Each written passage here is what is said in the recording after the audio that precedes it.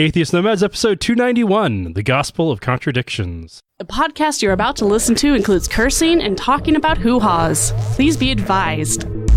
Welcome to the episode of Atheist Nomads. I am Dustin. Joining me is Lauren. Hello. And Aaron. Hi. And, we're doing Feeling better? Yes, definitely. Yes. So I don't have to sit at my house All by yourself? all by myself in my pajamas in bed. I'm sorry. No, actually, it was great. No, that's what I'm saying. I'm Yeah. sorry. You have to come back here where it's Like, get chaos dressed up personified. Do your hair. It's okay. I had a coffee meeting this morning. So Nice. It worked out. Yeah. All right. And yeah. All right, well, let's go ahead and just jump right on into Dustin Off the Degree. It was requested during the survey that we talk about contradictions in the Bible. And a great opportunity for that is with the Gospels, because they are littered with them. Yeah, we had a good laugh over that request. It's like, well, where do we begin? Right, and since we just talked about the origins of Christianity, logical place to start, as much as we went into the origin of the Gospels, is how much they disagree with each other. Right. I know nothing about the Bible. That's not surprising. Terrible atheist, because, I read through it once, kind of cliff notes it, and then never touched it again. So, Dustin. Yes. So wait, hold on. You're like, I'm a terrible atheist for not knowing the Bible? Is that you have to know the Bible to be an atheist? Most atheists tend to know the Bible better than Christians. That's because most atheists were really religious.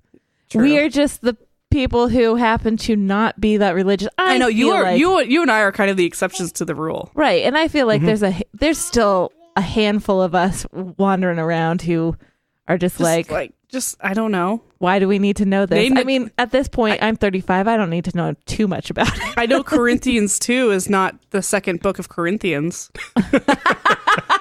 I mean, when I was in a real low state and I was kind of Mormon, I think I brought this up before. I read the whole book of Job, because Nice. like you do to make yourself feel better. Okay. Well, I'm at least sure I'm it not didn't. that guy. Right. That's the whole point. It's like, Yeah. hey, you feel down? Well, look at this guy. All right. So the birth of Jesus That's a fun one. is covered in two of the Gospels. Are they contradicting? Yes, they contradict each other. Hey. So Mark, of course, was the first Gospel written. It does not start with the birth of Jesus. It starts with Jesus starting his ministry. Yeah. So Matthew Skip over and that. Luke, who basically copied Mark and added in details, both added in Jesus' birth. And they are totally different stories. They take place in different times. Basically, the only things they have in common are God knocked up Mary, who was engaged to Joseph. Jesus was born in Bethlehem and grew up in Nazareth. Those are the only details in common. Mm-hmm. So the major plot points, except for everything else in these Yeah, stories. then everything falls apart. All the details that we like to tell kids. Cute little stories at Christmas time. Like and the bullshit traditional nativity story. That is not found in the Bible, because half of it is from Matthew and half of it is from Luke. And all of it is bullshit. again, those are two different stories. Right. So let's start out with Matthew. They live in a house in Bethlehem. Period. There is no journey to Bethlehem. Oh, They live in Bethlehem. Okay. Yeah. Jesus is born in, and as you continue through the story and tie it to the historical events that are referenced, he was born in 6 BCE. During this time period, Herod is the king of Judea. It is a client state of Rome.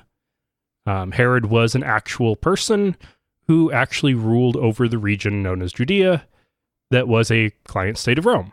So, okay, that part all does actually work out. Matthew has magicians from the east coming to visit because they saw the star. Magicians? Yeah, they call them wise men because, no, they're magicians. because magician sounds goofy. Yeah, right. Astrologer or magician would be the more accurate term. Let me pull a rabbit out of my hat. Was Herod a Sagittarius? Then after the magicians go and they visit Herod, or they talk to Herod first to find out, where is this new king that was born? They then go and visit the baby and his parents, and then an angel appears and tells them to get out of there. So they flee to Egypt. What, the magicians do? No, or the whole family does? The family does. Oh. So Jesus is, by this point, no idea how old he is. Right. But they run off to Egypt from Bethlehem. Then Herod kills all the baby boys in Bethlehem.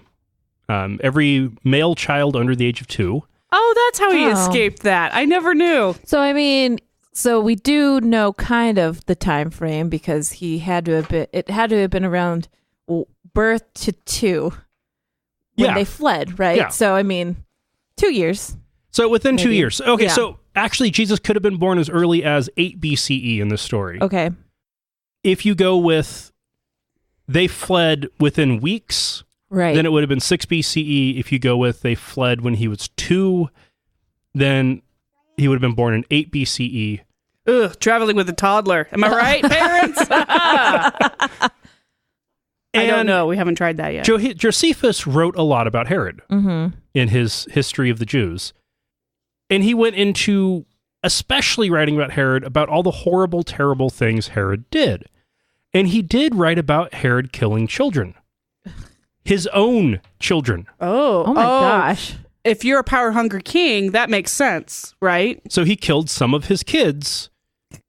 Yeah. Josephus would have written about the mass slaughter of babies. Yeah, He didn't. Huh. Okay, then. Well, so that nicked that story. Most likely.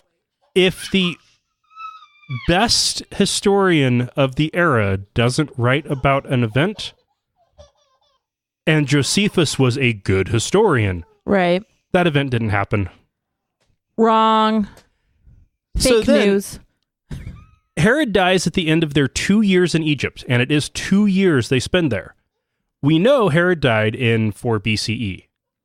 Then they moved to Nazareth because Herod's son, Archelaus, was ruling in Judea. The one that wasn't killed?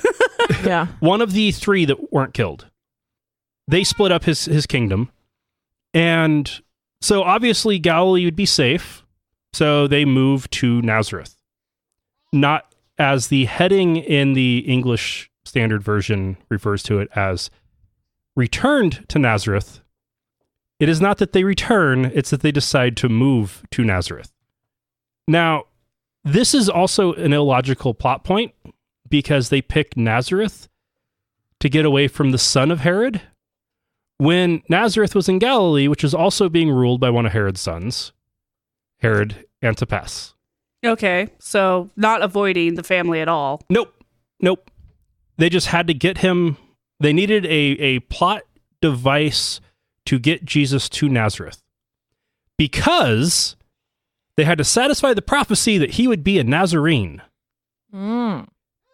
which is ridiculous because a Nazarene is somebody who takes a particular oath and grows out long hair, not somebody who is from the town of Nazareth.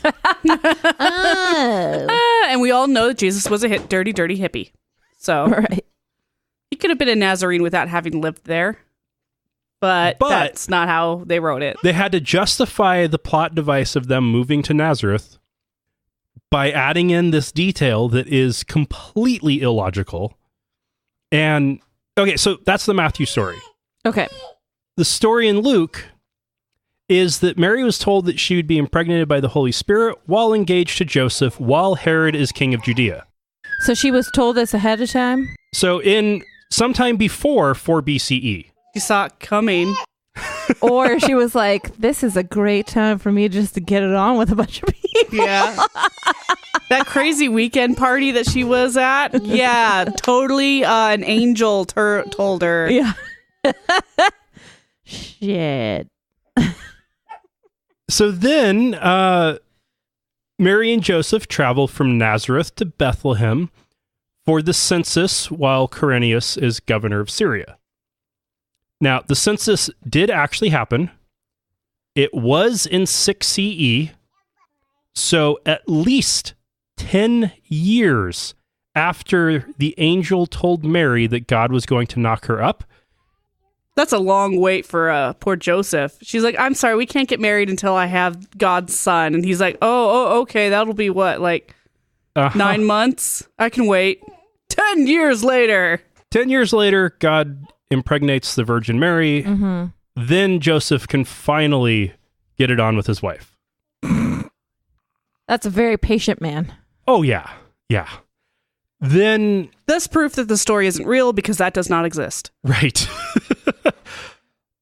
The census was a big enough of a controversy in the region because the Bible specifically says that you can't have censuses. A census is sinful. Like a census, like counting how many people you have is a sin. It's a sin. It is a sin. That actually is relevant to a different Bible contradiction, but we will get to there, another time. Yeah. But this was a big enough of a deal that Judas of Galilee rose up in revolt against the Roman authorities and established the Zealots.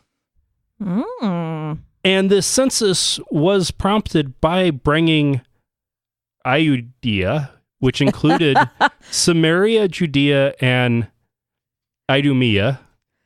You said Iudea. And That was the name of the region. There was a lot of birth control going on there. Hey, for Mary to not get pregnant for 10 years? I got it. I just got it. IUD. Ha! Yeah. Yep.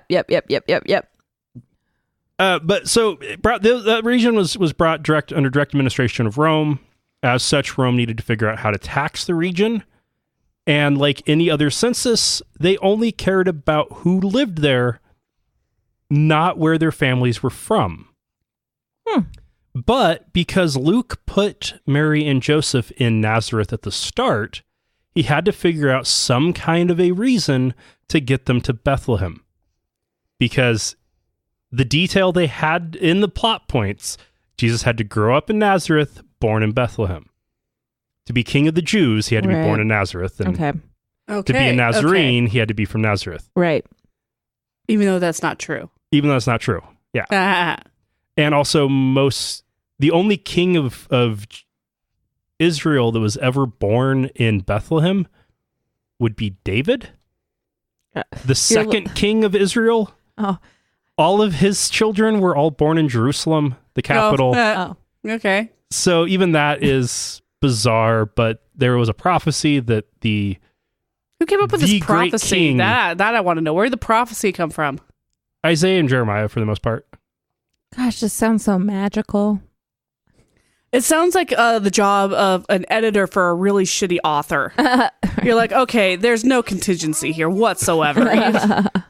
You got to rewrite this whole thing. Also, like, what 9-month pregnant, almost 10-month pregnant woman is like, sure, let's go on this journey. Yeah. Let's go on a walk. No big deal. I guess if you don't have a choice. I'm Soup's pregnant. Let's do this. So then they get to Bethlehem, where a whole bunch of people are there for the census, which doesn't make sense because nobody would have been there for the census. It's just the people who lived there. So there wasn't any room for them to stay in any accommodations, so they end up having to stay in a manger. Almost immediately after arriving, Mary goes into labor and gives birth in the manger. Literally, we're talking in a barn. Yeah, right. Yeah. No big deal. Luke has the shepherds. It has a temple dedication. And then they just return to Nazareth. Right. No fleeing to Egypt. No Herod killing babies. Like, those would have been important details to bring up in the just story. Just make that shit up. That's just an action point. This is known as padding the story. And, like, if you're going to pad a story like this, go with unverifiable, mundane details. Like temple dedication. That's one of those things that would have happened all the time. Not a big deal. fleeing to Egypt for 10 years to avoid massacre. That is something that is literally verifiable fact. Well, maybe massacres were just happening all the time, and they're like, stopped writing about them. Yeah. Like the news. And right. The media. Yeah. Oh, gosh. Yeah, for sure. Except Josephus wrote about every massacre that did happen. As dedicated. He was, yeah. He was a real good journalist. So, I mean, we're calling it historian now, but I mean... Yeah, that's true. You don't call yourself a historian when you're living in the times. Right, exactly. Well, Josephus was born after Herod died and still wrote a lot about Herod. He was trying to write the ultimate history of his people. Oh, okay. So he was a historian. Okay, fine. And for the era, he was a good historian. By modern standards, he was crap. But for the era, he was a good historian. The Gospels, on the other hand, even for that era, were not good histories. No. The authors obviously had a poor understanding of history, like relatively recent history. Right. They knew just enough to try to tie things to real events, but not enough to actually understand anything about how those events actually happened. Like, Luke knew that a census happened, but obviously didn't know how a census would work. Right. That is just ridiculously ignorant. Oh, well. I mean, if you look at it, everything's pretty ignorant in the Bible. Just about. Okay, so that's the gospel story. Okay. That's the one with the biggest contradictions because it wasn't included in the original source. Mm-hmm. There were some details that they agreed upon, but for the most part, those were just major plot points, and they filled out everything else separately, and it's with lies all over the place. Again, the first fake news. Fake news. So the Sermon on the Mount is Jesus' most famous message that he delivered. It includes the Beatitudes, the blessed are the poor, and blessed are the weak, blessed are the merciful. Matthew and Luke both have a sermon that starts with the Beatitudes. This is one of the reasons why it is thought that there was a second source document, which is called Q. Ooh. That was just a collection of Jesus' sayings. So Matthew has Jesus preaching on the mountain. Okay. Not just a mountain, but he goes up on the mountain. The mountain. It is definite article. Luke has Jesus on a level place. In other words, a plain, or the opposite of a mountain. Uh-huh. So that's a little like if you're going into details as to what was the topography of where this sermon took place. Right. They came up with opposite answers to a absolutely unnecessary question. Right. It's not even a big deal where it was. Right. But the fact that they had to fill that in. Yeah. They made up they had to call answers. it Sermon on the Mount, right? So no, they didn't. That's something that modern people call it now. Mm. It was just there was a multitude of people gathered, and so Jesus went up on the mountain, and his disciples followed him, and then he started preaching. Which actually, if you look at that, it almost sounds like Jesus ran away from the crowd up into the mountains to only preach to his disciples. Oh. Because in Matthew, Jesus is always running away from the crowd. That's kind of his thing. He's a little shy. He's like, not so much paparazzi. Social anxiety disorder, man. Will you just back off? While Luke paints more of a Jesus who loves the crowd. Right. And likes to perform for the audience. Right. But the other big area where there's definite contradictions in the gospel stories is Peter's denial. Denial? Yes. So Jesus predicted that Peter would deny him 3 times between the time that he's arrested and crucified. Like denying that he's actually an apostle? That he knows him, that he's okay. a part of his group, that he's one of his followers. One of his peeps. That he's not a bro. Now, this is something that all 4 Gospels cover, which is actually not common. John is so much different than the rest of the Gospels that, like, John and the 3 Synoptic Gospels basically share as many details as the 2 birth stories share. Okay. It's just a couple of plot points, and then the rest is completely different. So, out of these denials, there are, well, let's just say more than 3. So we have the servant girl in the courtyard. That's found in Matthew, Mark, and Luke. There is the servant girl at the entrance or gateway or door. That is found in Matthew, Mark, and John, not Luke. There are the bystanders in the courtyard, which are found in Matthew, Mark, and John. There's the first man in the courtyard in Luke. The second man in the courtyard. These are all denials? Uh-huh. Okay. People saying, "Hey, you're one of his people." And he's like, No, I'm not. Or no, may God strike me down if I am not. Like in some, he's cursing. So, he's walking through this place, and all these people are like, "Hey, you're that Jesus guy, right?" And he's like, Nope, that's not me. Like a bad comedy routine. Yeah, basically. He's got a disguise on. This is a little fake mustache that he penciled on. Luke's second man. He's doing that whole like covering his face thing. Like you don't know, man. Luke's second man in the courtyard was a full hour later. That detail is specified that it was an hour after the earlier denials. Huh. Then John has the servant of the high priest. So some of these can be combined. So there was at least 4 and as many as 6, probably 5. Some... Okay, he was denied. We got it. Right. So some Christians will say that the detail that was wrong, because you can't look at it without saying that some detail is wrong. Right. Some will just say the details don't matter. It was 3 times. The specifics aren't important. There are some who say, yeah, Jesus said 3 times, but it was just at least 3 times. And Peter actually denied him 5 times. Can you explain why these denials are important?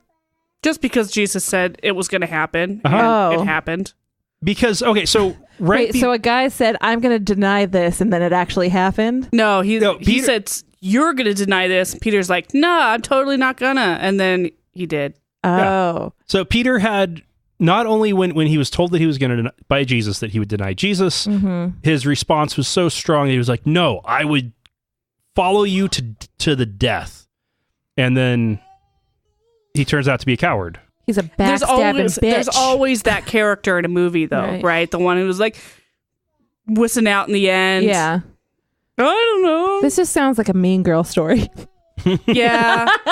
Like, yeah, totally. Totes to your face, Peter's in the back trying to like steal the sacred gold pieces that will curse the rest of the party. Yeah. Now, there's also some disagreement about how Peter breaks down and realizes that the prophecy came true. Matthew and Mark, basically Matthew copies Mark's word for word with the rooster crowing, Peter remembering, and then he goes outside and starts weeping. He's just like, wow, I'm really self-aware now. I was kind of being a dick about it. Luke has the rooster crow. Oh, and the rooster crowing is part of it because Jesus, the prophecy was that Peter would deny him 3 times before the rooster crowed. Oh, okay. He was basically saying, tonight you will deny me 3 times. So Luke has the rooster crowing. Then Jesus looks him right in the eye from across the courtyard, which makes him remember. Okay. And then he goes outside and weeps. Dude, it's been less than a day. Was he stoned? Maybe. Really tired? Yeah. I did not sleep very well last night. I'm sorry. Jeez. Jesus Christ. I mean, at least he's just crying about it, and he's not like, well, I'm going to kill myself now. Taking it to that extreme. Realistically, with these contradictions, these aren't something that would be very useful to use to try to convince a Christian that the Bible is wrong. Right. because the response that you're going to get is going to range from it's the message, not the details that matters. Yeah. Or the response you're going to get is, no, the Bible has no errors. You're wrong. Right. Those are the only two answers you'll get. Yeah. You're not going to get, yeah, of course the story's bullshit. Do you know what it's also not going to do? Convince people to become Christian either. Not in this case. No, if you're trying to convince somebody to be a Christian, you don't start off with the contradictions. Right. Yeah. But if you're trying to prepare pastors, future pastors to not be surprised by stuff like this. Right. Then you go into them. Yeah. I learned about all these denials in college. Okay. In one of my theology classes. Right. And then they were like, here's how you talk about this when someone comes and brings it up to you. Maybe. No, that particular professor's take on it was basically that the details don't matter. Okay. It's the message. It's the key points. The message is what's infallible, not the exact words. Right. Because it was written down by a fallible human, but they were inspired by. Uh-huh. That's the liberal approach to why it matters, even though it's full of errors. Right. Is to try to dismiss the errors. Right. Yeah. Yeah. When if you're going with that, then you can dismiss anything in the Bible. Yeah. Or you just hope that there's some stupid person who's not going to be paying attention. Mm-hmm. Which is what I realized happened with me. Yeah. All right. Lauren and Kylie have exited. Kylie was not having a good time. So let's go ahead and move on to news. A bill that would have ended the death penalty in Wyoming passed the state's House of Representatives and was unanimously endorsed by the Senate Judiciary Committee, and then was voted down 18-11. Mm-hmm. The most bizarre justification to vote against this came from Senator Lynn Hutchings, Republican from Cheyenne, who said, "The greatest man who ever lived died via the death penalty for you and me. I'm grateful to him for our future hope because of this. Governments were instituted to execute justice. If it wasn't for Jesus dying via the death penalty, we would all have no hope." I honestly,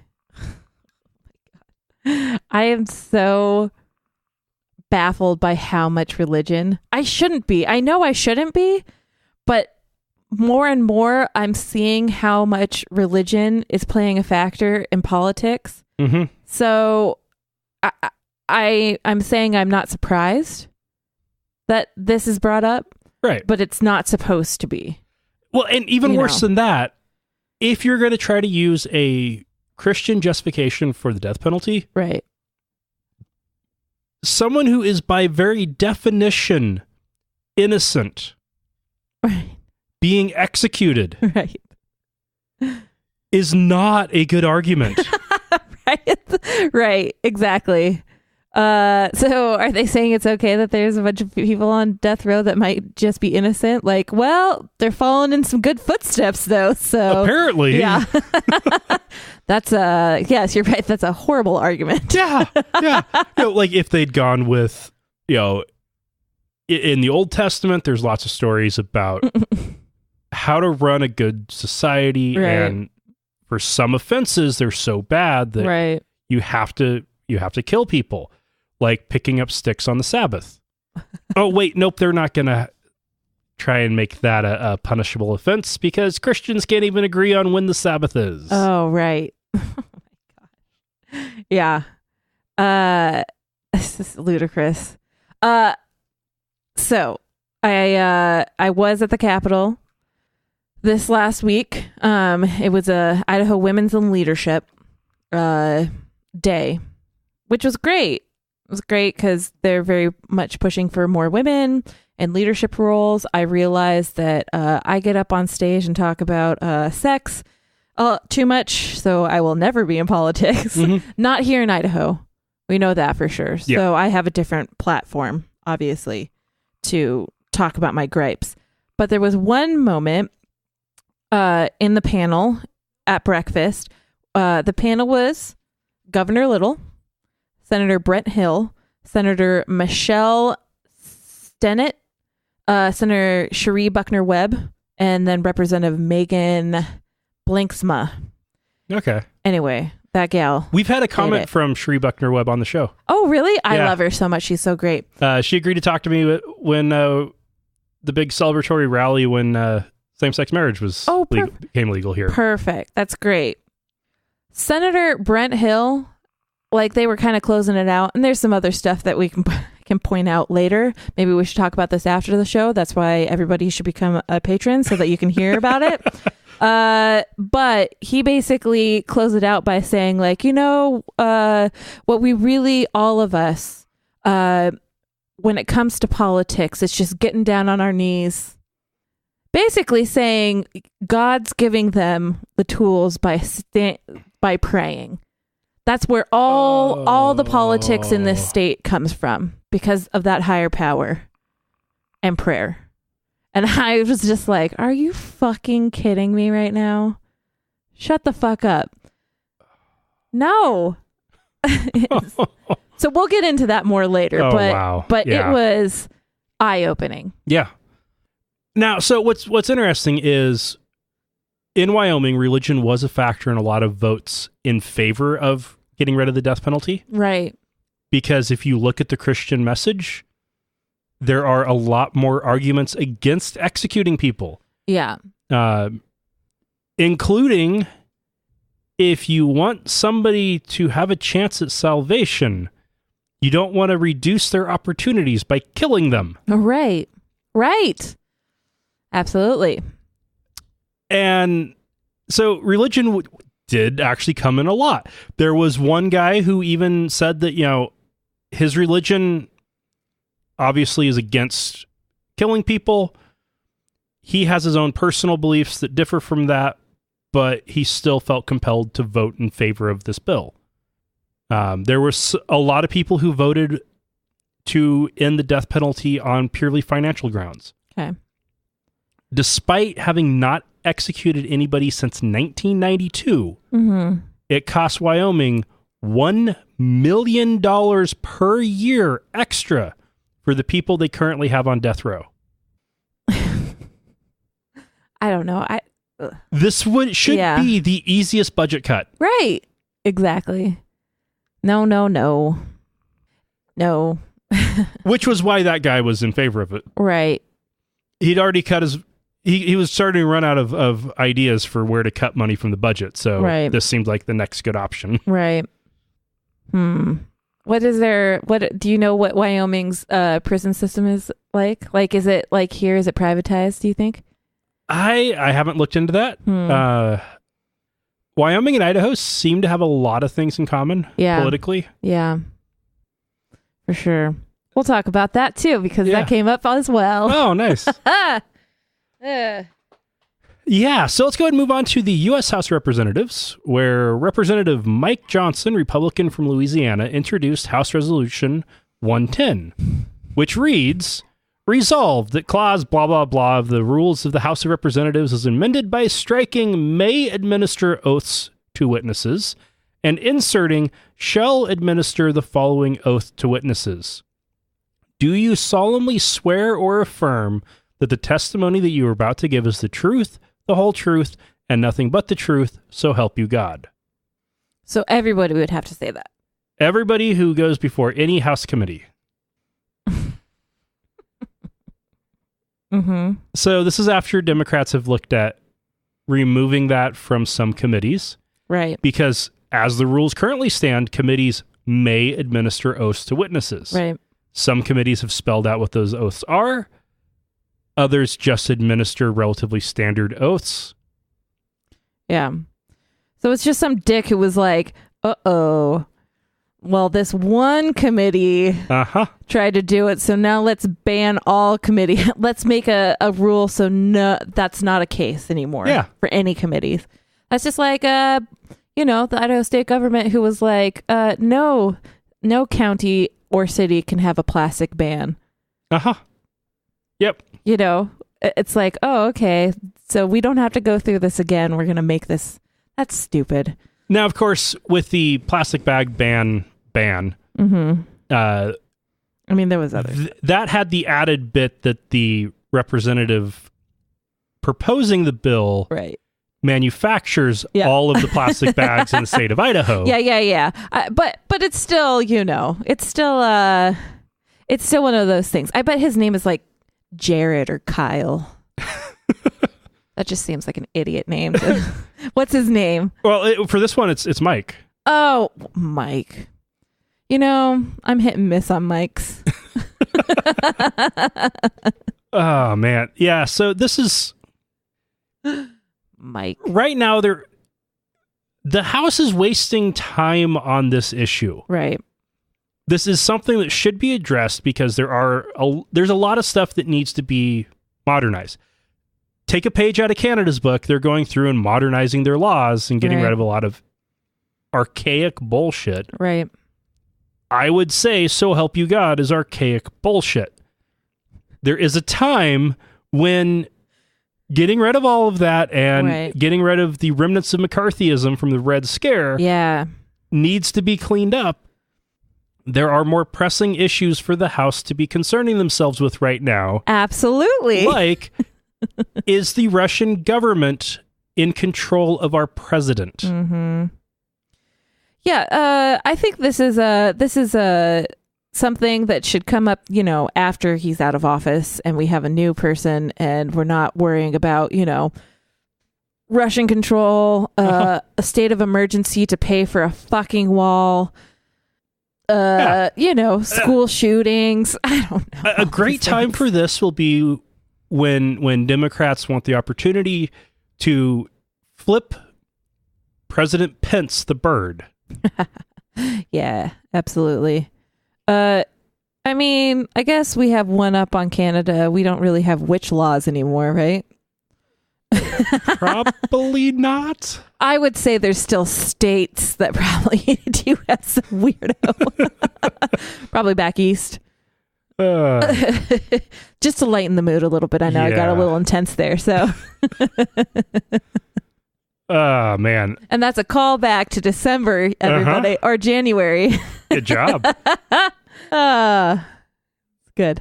Trump advisor and Dallas megachurch pastor Robert Jeffress went on Todd Stern's radio show and called Never Trump evangelicals, quote, absolutely spineless morons.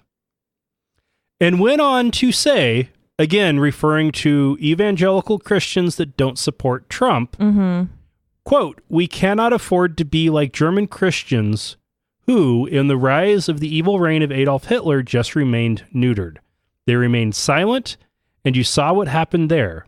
I think there's a similar wave of godlessness that is rising in our country right now, and we must push back against that tide. End quote. I mean, I would beg to differ on that one. Okay, so if you just remove the godlessness and let's say replace that with bigotry, right? Yeah, that statement all works, but not for condemning people who oppose Trump. It would be condemning Trump and his supporters. Right. I mean, he's essentially calling them Nazis then. Is that what he's saying that people who are opposed to Trump and his Nazi supporters are Nazis. Right. That's stupid. He's stupid. Because that's backwards, sir. No. All the Nazis like Trump and are evangelical. Yeah. Which is interesting lately because, Nazis were not religious, right? Like, we know that. No, they were. Are you sure? Yeah. I feel like they weren't that religious. Well, the Nazi Party as a whole had nothing to do with religion. Yeah.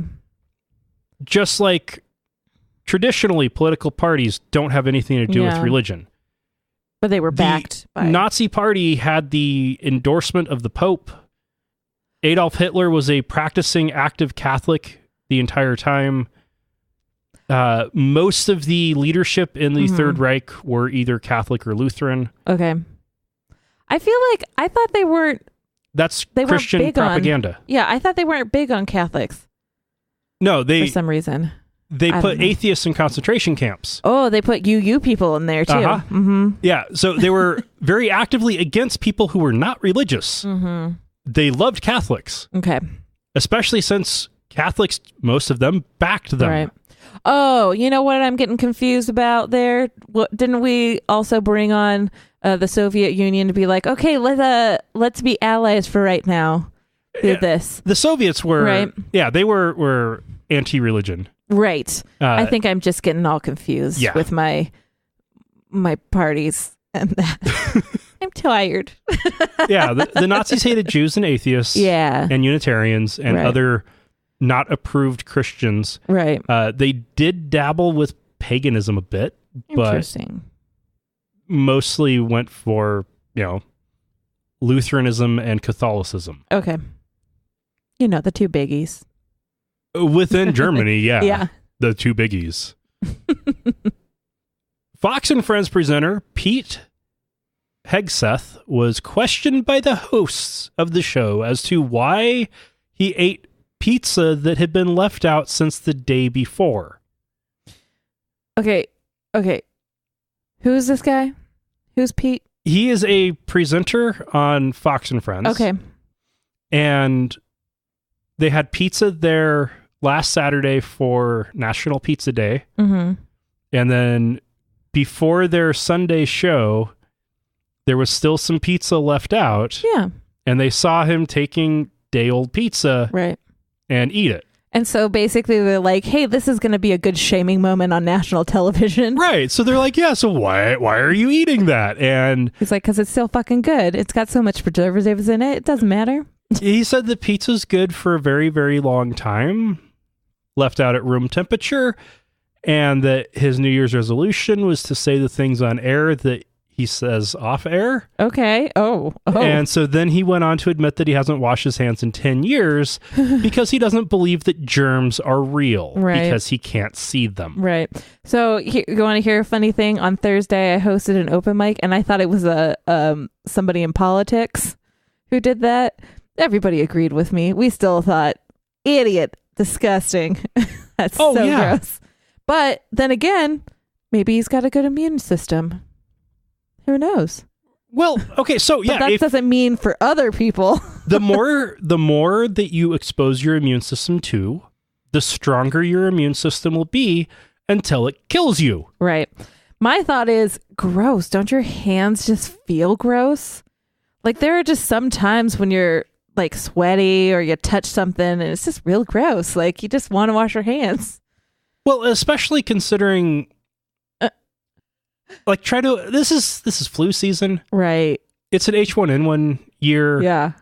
Fox News has already lost somebody to, or no, it wasn't Fox News, but some prominent conservative blowhard anti-vaxxer died from H1 already. Okay. H1N1 already.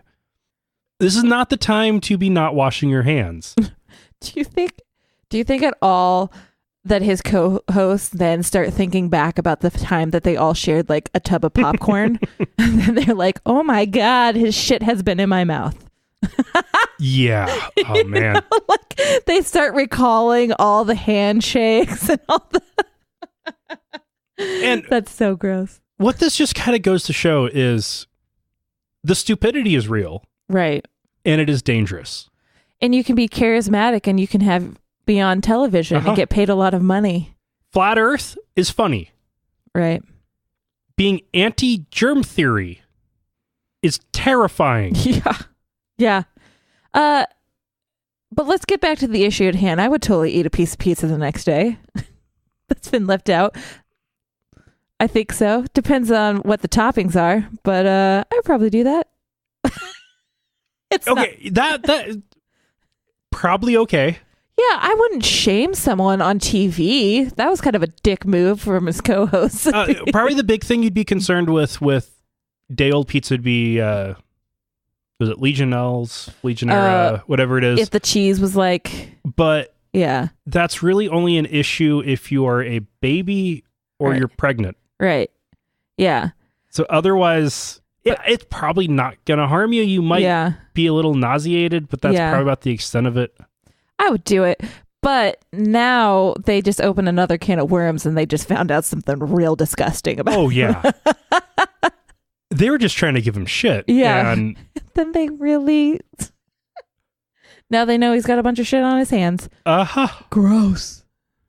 Which I'm sure they've all shaken hands with him. Yes, exactly. And gotten his shit on their hands. And this article on Newsweek that we have in the show notes points out that human fecal matter contains 1 trillion bacteria per gram. Gross. No one's touching him now. I bet there is somebody who is like, oh my gosh, and is sterilizing his sea and all this stuff. Well, one of the hosts' response to it was that her dad's like that too. Ew. Who would, and he's married, right? I think he's married. I don't know. If he's not, then he's not gonna be. Wow. All right, so in Queensland, Australia, children 15 years and older can get medical care without their parents' consent. There's usually some age around 15 or 16 when kids can do that. I know I was kind of surprised when I was 16 and I was the one that signed the consent forms for getting my wisdom teeth removed, not my mom. And cool. Good reasons for it is for girls to be able to get contraceptives. Yeah. Well, in Queensland, they are finding a whole new trend that is amazing. Teens are rebelling against their anti-vax parents and going to the doctor and getting vaccinated. Perfect. Good for you. This has started, this is like a new thing that's being noticed in just the last couple weeks for really good reason. Right. Isn't there also a pretty low age limit to just get yourself vaccinated here? I think too. Only a handful of states. I swear I saw that, but I should back that up before I say it. I was called out the other day about just seeing something randomly and then spouting it out. So I'll look that up, but I feel like I saw that. Like that was a redeeming quality of Idaho. Good job. We have nuggets once in a while, but that's great. Yeah. And I'm glad that there are kids who are like, yep, sorry, mom and dad. I'm going to rebel and I'm going to get vaccinated finally.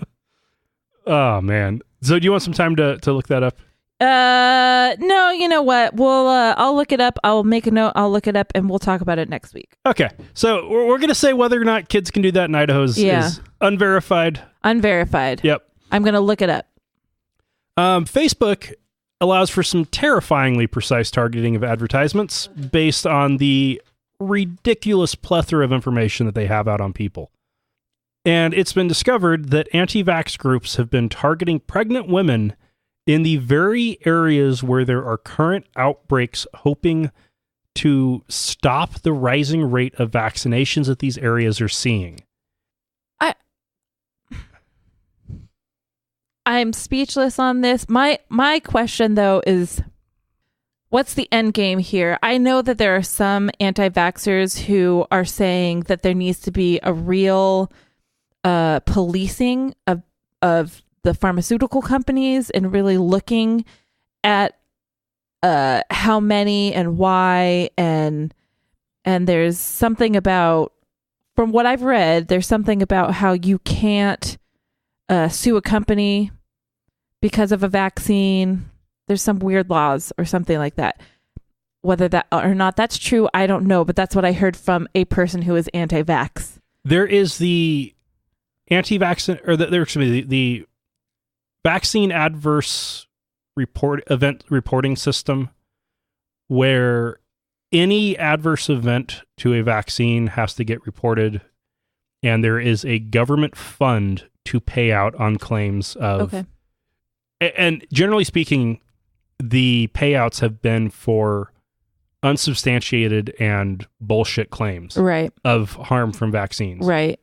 But that does exist. Right. Part of that was to protect the companies that are making the vaccines from getting sued by batshit crazy anti-vax people frivolously, because it is an important public health need to have these vaccines available. Right. I guess the argument that I saw from someone was like, hey, when I got vaccines, there was only 8. Now, nowadays children are getting like, I feel like 56 was thrown out, but I feel like that's a extrapolated number.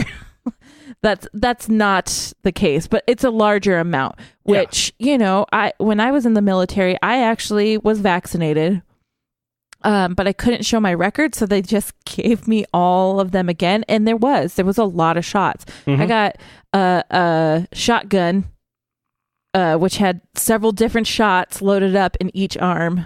Oh, yeah. So, wow. So I had a lot of stuff. And then a penicillin shot in the ass. It was fun.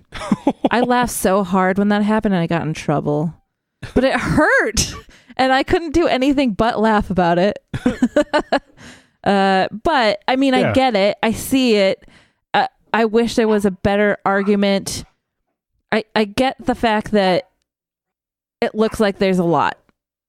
Now, what these groups are doing is...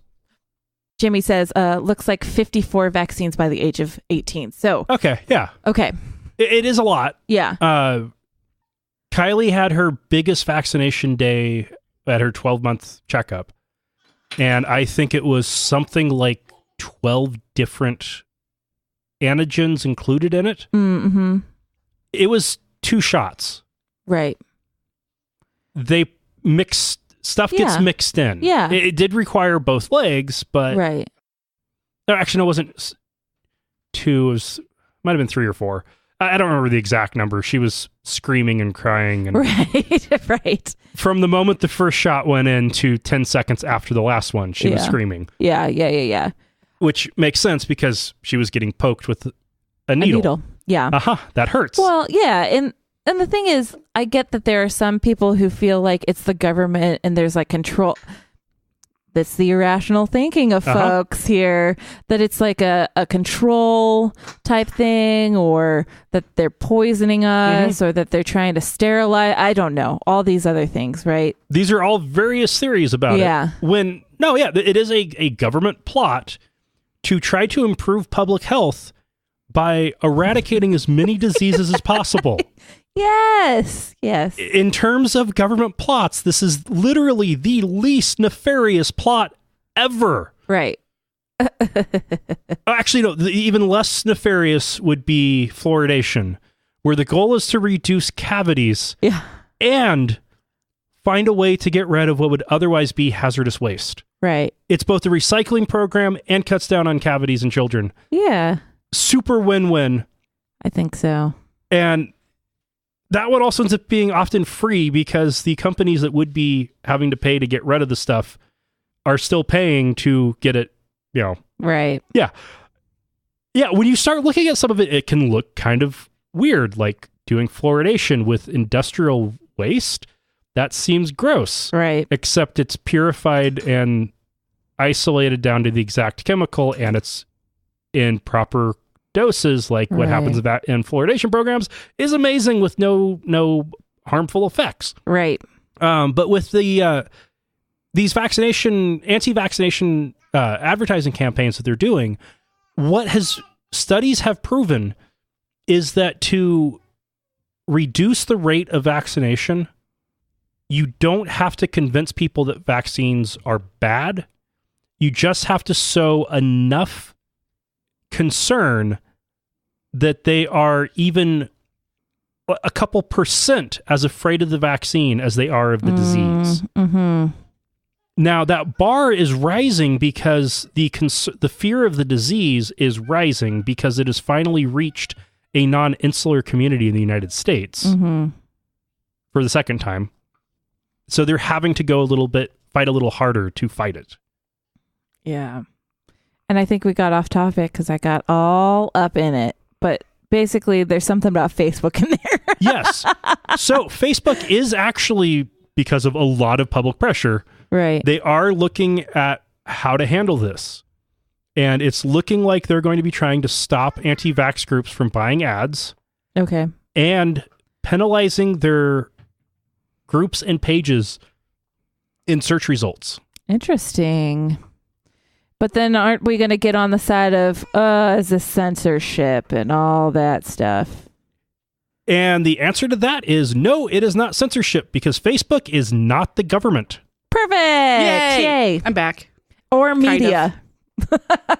It might be social media, but it's not like a media source. And really. Also, media doesn't have to provide both sides of the argument on vaccines. Oh, perfect. Because if it is actual science and there is one side that is fact and one side that's fiction, the media, to provide equal airtime, doesn't have to present both sides. Right.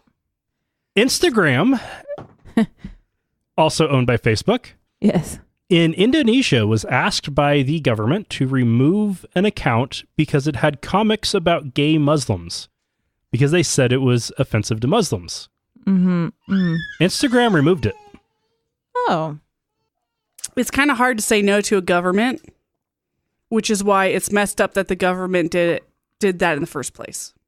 Yeah. Well, they probably I don't blame Instagram for doing it. Right.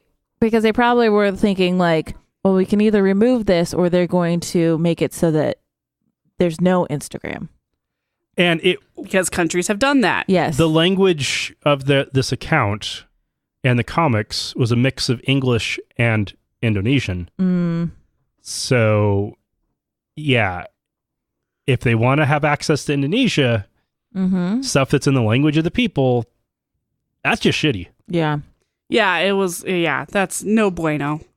But I blame the government on that one, not Instagram. Absolutely. Instagram, I would say, is a victim of a repressive regime, because that's stupid that making a comic about gay Muslims isn't dissing Muslims. It isn't.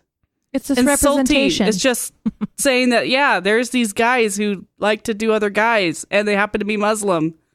Let's write a comic about it. But it is offensive to some Muslims that there could possibly be a gay Muslim. Right, exactly.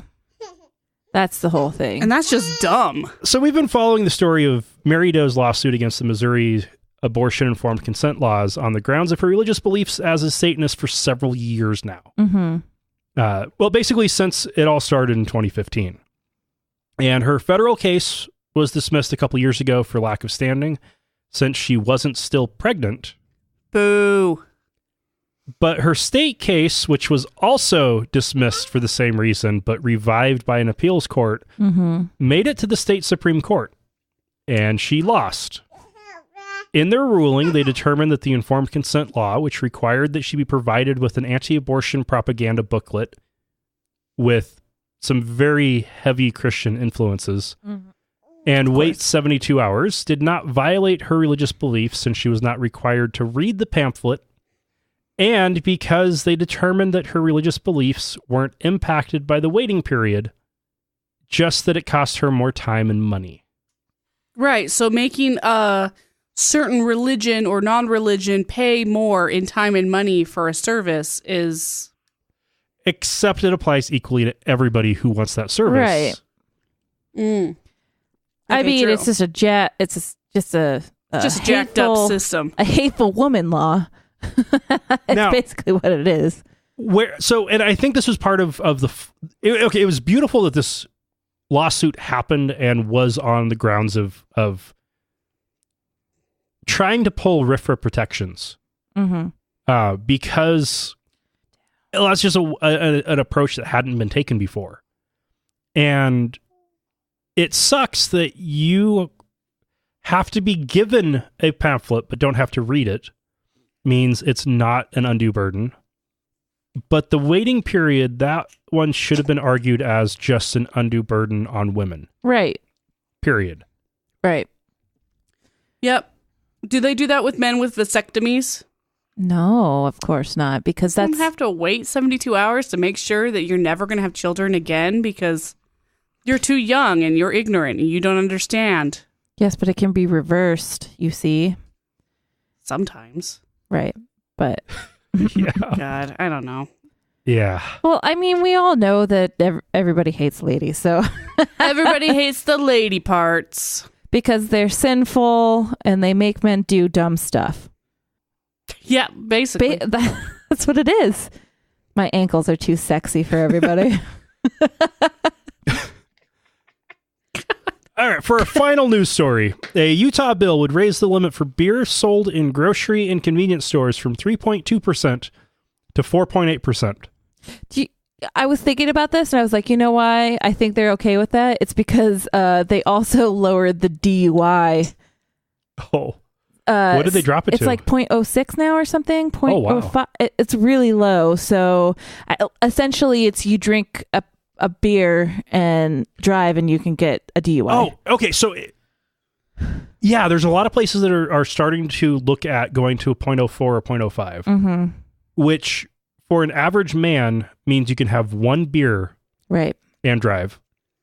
Right. For the average woman, it means no beer. None. Right. Again, because they hate ladies. Or they do not understand what mass is. Right, right.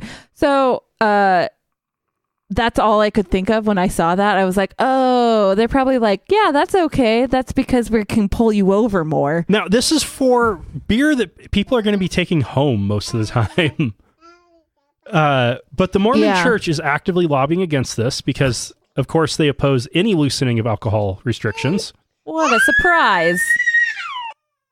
But Utah's breweries are also opposing it because most of their beers would still not be available at that level. So this change would be a win for InBev and Coors. Ah, so big beer. Uh-huh. Who, since Texas and Oklahoma loosened their rules, are now only making 3.2% beer for Utah. I mean, I feel like when I went to Utah, I got a pretty high percentage of beer. So when not in the package store, but at the brewery. So their rules are insanely confusing. Yeah, it can't be on tap. Like higher than something can't be on tap. You can. There's limits to how many drinks can be served at the same time. So you can have a shot, but not a shot with a chaser.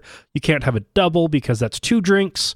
Right. You can only have 1 drink at a time in front of you. And you have to have food in the establishment. In grocery stores and convenience stores, they can only sell 3.2%, but in restaurants, they can serve up to 4%. Right. At a brewery, they can serve on tap up to a certain percentage, but then they can go higher if it's bottled. Right. And at liquor stores or these specialty beer stores, they can sell anything. Right. Well, it's a package store or whatever. The liquor store. The liquor store sells wine. That's where you get your wine in Utah, which is weird. Because they sell beer in the grocery stores. So we're like, okay, perfect. Beer and wine. It's going to be, we couldn't find wine. We felt like such degenerates when we were like, where do you get the wine? They're like, at the liquor store. At the liquor store. It's like that kid that served us at Applebee's. Right. Where he had to be very upfront. This was in Rexburg, super Mormon town. And he had to be up for. I was like, well, I don't really know anything about the alcohol. Oh, yeah. There was one person at that the bartender. Right. He had to go and get the bartender to come and tell me what they had on tap. Oh, okay. Yeah, so it was just... So then we were wandering around asking people where's the liquor store? Where's the liquor store? And then we're like, to buy wine.